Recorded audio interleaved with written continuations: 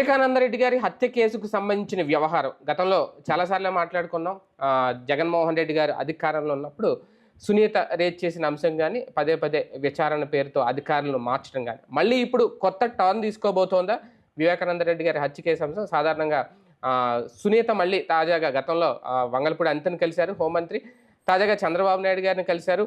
PA Krishna Reddy ఎవరైతే ఉన్నారో ఆయన ఇచ్చిన ఫిర్యాదుకు సంబంధించి అందులో నిజానిజాలను వెలికి తీసే ప్రయత్నంలో సిఐడి విచారణ జరిపించాలి అంటూ ఆమె కోరారని, దానికి సానుకూలంగా స్పందించారు చంద్రబాబు నాయుడు గారు. అనేది ఏం జరగబోతోంది, ఈ కేసులో మళ్ళీ ఎవరు టార్గెట్ కాబోతున్నారు? జగన్మోహన్ రెడ్డి గారి మెడకు, అంటే అప్పుడు అధికారంలో ఉన్నారు కాబట్టి ఓకే, అది అవినాష్ రెడ్డి వరకు వెళ్ళి ఆగింది అనేది, కానీ ఇప్పుడు జగన్ మెడకు చుట్టుకోబోతుందా ఈ కేసు అనే సందేహాలు కూడా వెలుగులోకి వస్తున్నాయి. ఇదే అంశం మీద చర్చించే ప్రయత్నం చేద్దాం. సరే, ఒక రకంగా వివేకానంద రెడ్డి గారి హత్య కేసు, హత్య జరిగిందే గతంలో టీడీపీ హయాంలో, తర్వాత 5 ఏళ్ల పాటు వైసీపీ పరిపాలించింది, మళ్ళీ ఇప్పుడు తెలుగుదేశం పార్టీ అధికారంలోకి వచ్చింది. ఎవరు అధికారంలోకి వచ్చినా ఈ కేసు మాత్రం తేలట్లేదు, నిజాలు మాత్రం బయటికి రావట్లేదు. సునీత్ గారు మాత్రం గట్టి పట్టు మీద ఉన్నారనుకోవాలా. నిన్న చంద్రబాబు నాయుడు గారిని కలవడం, ఆయనకి విజ్ఞప్తి చేయడం, ఏం జరగబోతుంది అసలు ఈ కేసులో? కేసు ఎప్పుడూ తేలిపోయింది. ఇందులో శిక్ష మాత్రమే పడాలి, అది కోర్టు మాత్రమే తేల్చాలి. ఇందులో ఫర్దర్గా ఈ పాయింట్ ఉంది అని సిబిఐ చెప్పట్లేదు. బేసిక్గా మనం కోరుకున్నట్టు కేసు ఉండదు, కేసుకు సంబంధించిన వివరాలు మాత్రమే అక్కడ ఉంటాయి.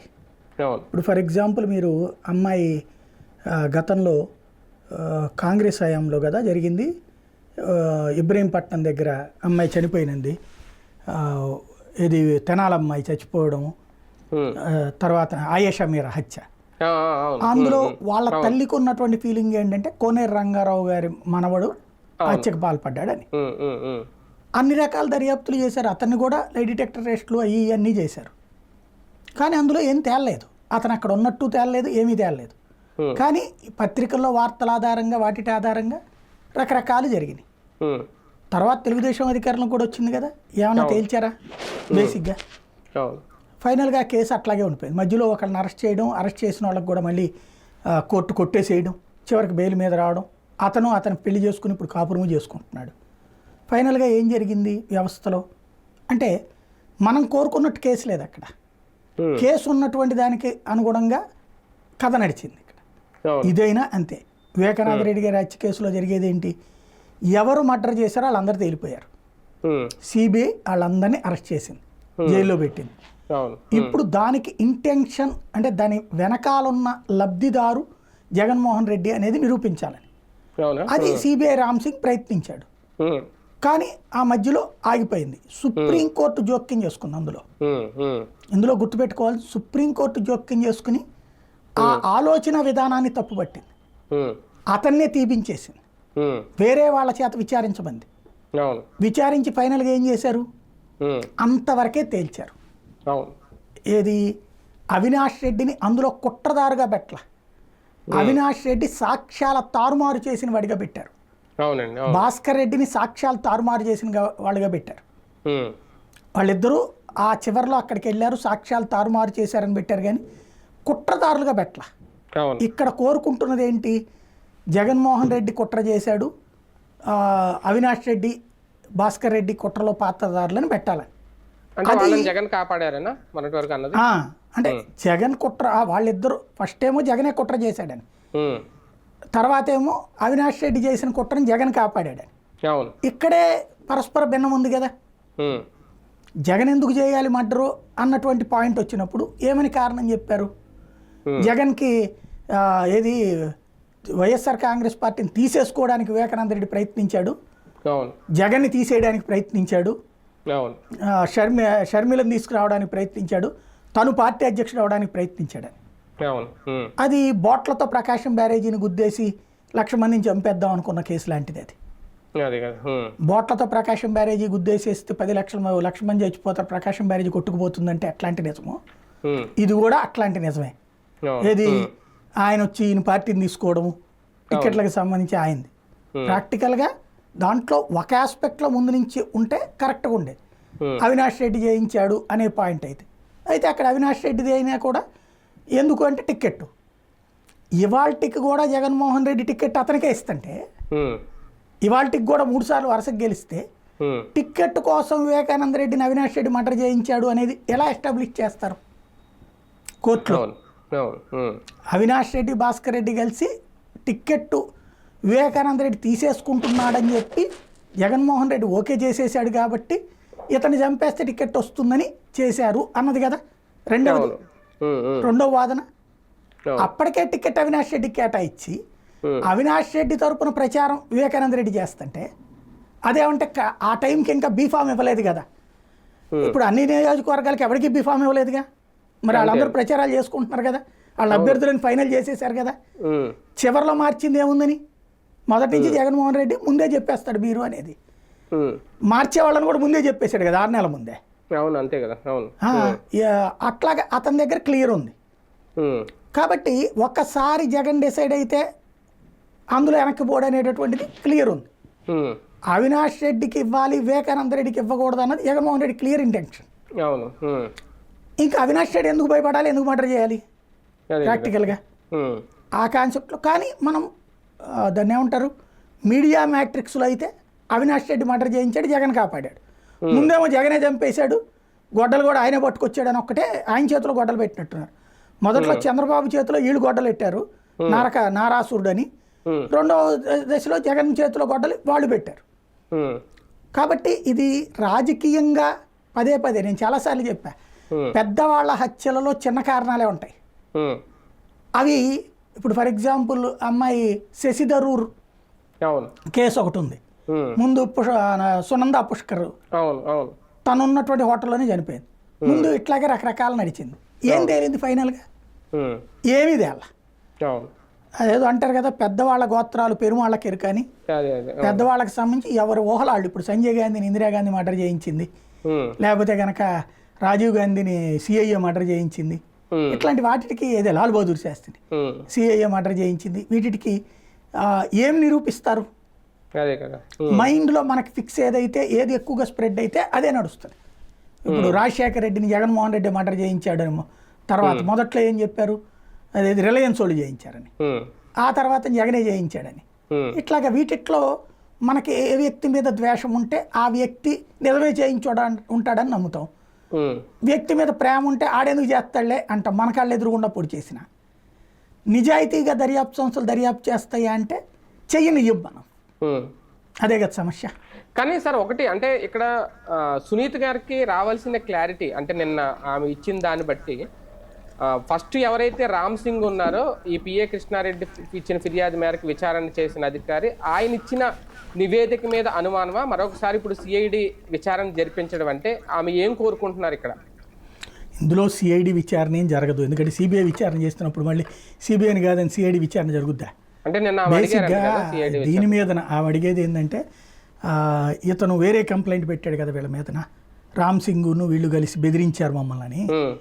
వాటి మీద సిఐడి దర్యాప్తు, అతను అది కోర్టు ఆదేశాలతో వేయించినటువంటి దర్యాప్తు, దాని మీద కంప్లైంట్ అది కోర్టు విచారిస్తుండగా ఇప్పుడు ఏంటంటే కోర్టులో మేము విచారిస్తాంలేండి అని ప్రభుత్వం వాదించాలి. అలా చేస్తుందా, కోర్టు అంగీకరిస్తుందా? ఇస్తే మళ్ళీ పై కోర్టులో కొట్టేస్తారు. అది మీరు ఎవరు డిసైడ్ చేయడానికి అనేసి ప్రాక్టికల్గా ఆ కేసు కూడా నిలిచేది కాదు.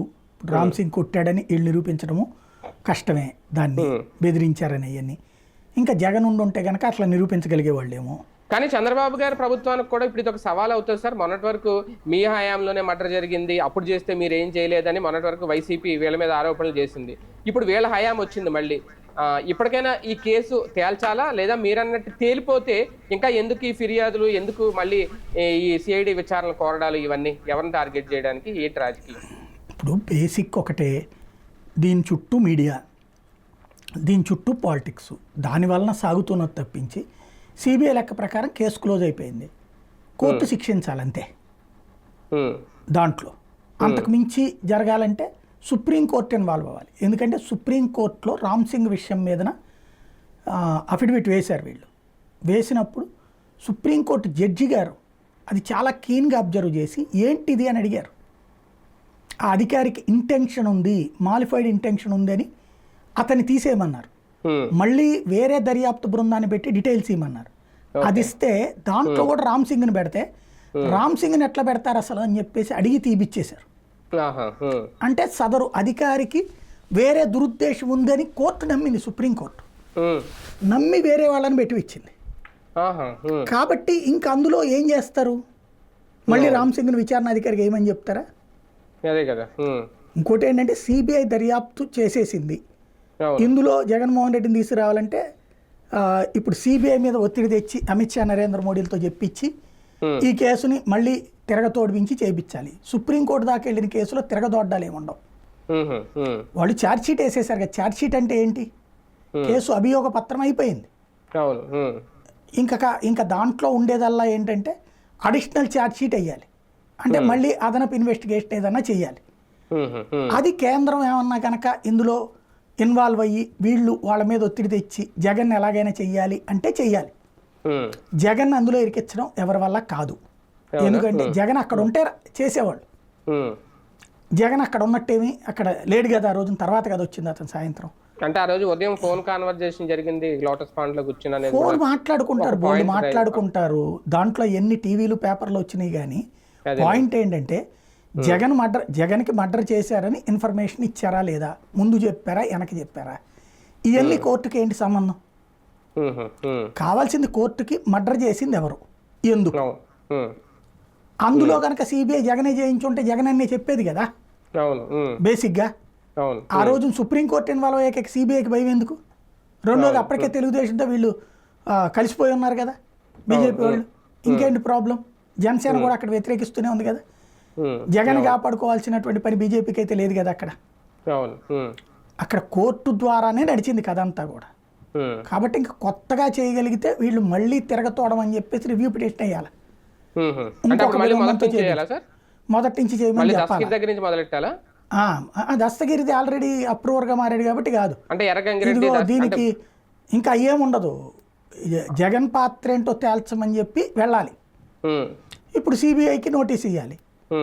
సిబిఐ అప్పుడు అవును ఇంకా దీని వెనకాల ఎవరో ఉన్నారని మేము భావిస్తున్నామని సిబిఐ అఫిడవిట్ వేయాలి. అది మేము ఫర్దర్ ఇన్వెస్టిగేషన్ చేస్తామని చెప్పాలి. అది ఏమన్నా జరుగుద్ది అని చూడాలి. అంటే ఇప్పుడు దస్తగిరి ఎర్రగంగిరెడ్డి దగ్గర మొదలై ఇది భాస్కర్ రెడ్డి అవినాష్ రెడ్డి దగ్గర ఆగిపోయింది. పైకి వెళ్ళాలంటే ఇంకా పైన ఉన్నది జగన్ ఒకటేనా, మధ్యలో ఇంకెవరైనా ఉన్నారా అంటే అదేనా? ఇంకేం లేదు, జగన్ అందులోకి లాగాలన్నది. అది కోర్టు ద్వారా సాధ్యం కానీ విడిగా సిఐడి ద్వారానో ఇంకొకరి ద్వారానో సాధ్యం కాదు. అది ఒక రకంగా తేల్చేస్తారా సార్ తెలుగుదేశం పార్టీ హయాంలో? ఇప్పుడు ఈయన దాకా తేల్చేది కోర్టు తీర్పు ఇవ్వడం తప్పించి తేల్చేదే ఉంటుంది అందులో. అంటే ఇక్కడ సిఐడి విచారణకి కోసమే ఈమె అక్కడికి వెళ్ళారు అనేది కదా మెయిన్. అదే సిఐడి ఏం చేస్తాను, వివేకానంద రెడ్డి మర్డర్ చేసింది సిబిఐ దర్యాప్తు చేస్తే ఇది ఎట్లా ఉంటుందంటే పోలీస్ కమిషనర్ చేసిన ఇన్వెస్టిగేషన్ కానిస్టేబుల్తో చేయించినట్టు ఉంటుంది. అవునా? అంతే కదా. కమిషనర్ స్థాయిలో ఇన్వెస్టిగేషన్ చేశాక మళ్ళీ కానిస్టేబుల్తో ఇన్వెస్టిగేషన్ చేస్తానంటే ఎట్లాగా? దాన్ని ఎలా సాధ్యం అవుతుంది? అది ఎందుకు అడిగారు అలాగా?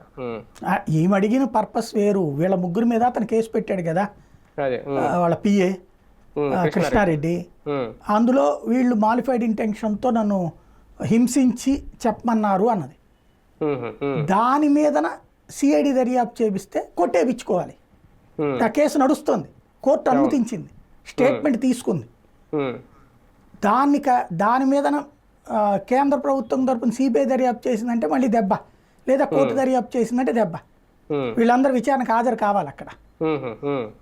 కాబట్టి అలా కాకుండా అది సిఐడి ఇన్వెస్టిగేషన్ అనుకోండి, ఇతను పెట్టిన కంప్లైంటే తప్పు అని చెప్పి కొట్టేపించాలని. అది మామూలుగా యాజ్ పర్ నామ్స్ కూడా కోర్టు ఏం విచారించదు కదా. కోర్టు రాష్ట్ర ప్రభుత్వాన్ని ఆదేశించేటట్టు చూడమని చెప్పడం అందులో ఉద్దేశం. అంటే జగన్ మేడకి కేసు చుట్టుకునే అవకాశం ఎంతవరకు ఉందనుకోవాలి? వాళ్ళు బయటపడడానికి, అది ఇంకా అందులో జగన్ కాదు పాయింట్. వాళ్ళు బయటపడడానికి అప్పుడు అందులో సిఐడితో రాయించవచ్చు. పిఏ కృష్ణారెడ్డితో జగన్ చెప్పాడు, అందుకని జగన్ చెప్పిన మేరకే పిఏ కృష్ణారెడ్డి ఇట్లా కేసు పెట్టాడని ఆయన చెప్పించుకోవచ్చు. కానీ దాని మీద జగన్ మీద కేసు పెట్టడానికి ఏముండదు అక్కడ. రైట్. మొత్తానికి మళ్ళీ సునీత బయటికి రావడం, చంద్రబాబు గారితో మాట్లాడడం, సిఐడి విచారణకు కోరడం, ఒక రకంగా మళ్ళీ ఈ కేసు టర్న్ అన్న తీసుకోబోతుందా, జగన్మోహన్ రెడ్డి గారికి మెడకు చుట్టుకుంటుందా, లేదంటే ఇరిక్కించే ప్రయత్నం ఏమైనా జరుగుతుందా? మొత్తం మీద ఏదో జరగబోతుంది, ఏం జరుగుతుందో చూద్దాం.